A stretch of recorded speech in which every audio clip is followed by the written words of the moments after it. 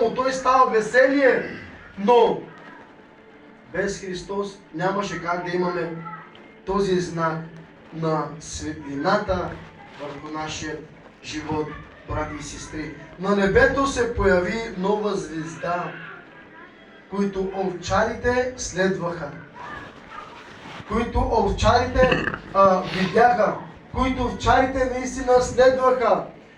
Те когато вървяха, те следваха тази звезда, където ги носише, там те отиваха. Така е днес, когато ние не знаем някой си град, когато ударяме GPS-а и следваме местоположението, в което ние трябва да тръгнем, местоположението, в което ние трябва да достигнем, следваме GPS-а.